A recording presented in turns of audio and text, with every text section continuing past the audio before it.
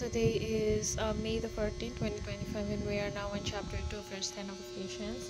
It says, "For we are his workmanship, created in Christ Jesus unto good works, which God hath before ordained that we should walk in them." So, every time that we are tempted to do something that will quench or will grieve the Holy Spirit, or something that bypasses the Lord Jesus Christ, and something that is contradictory to what the Lord our God wants us to do, we should be reminded of this verse.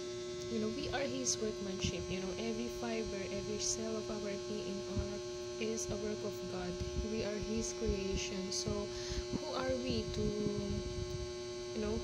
who are we to fight him? Who are we to bypass him? Who are we to fight against him?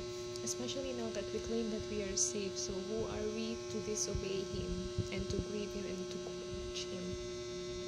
So created in Christ Jesus unto good works. So we are created because God wants us to do good, not the opposite. God wants us to do good, to our neighbors, to our loved ones, to ourselves, and most especially to Christ. He wants us to do good for him, and the good thing that we can do for him is obey his word. So we are created for that purpose, but unfortunately a lot of us do the opposite. We make the Lord Jesus cry, we disobey him, and that is not what he wants us to do, especially now that we claim that we are saved, which God hath before ordained that we should walk in them.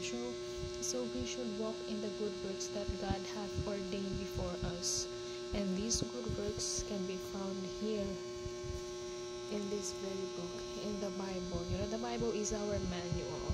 The Bible is how God communicates with us. But if we don't read it and obey it, then we are essentially going against him. So let us read our Bible and obey God. So I think that's it for today. Thank you. Bye.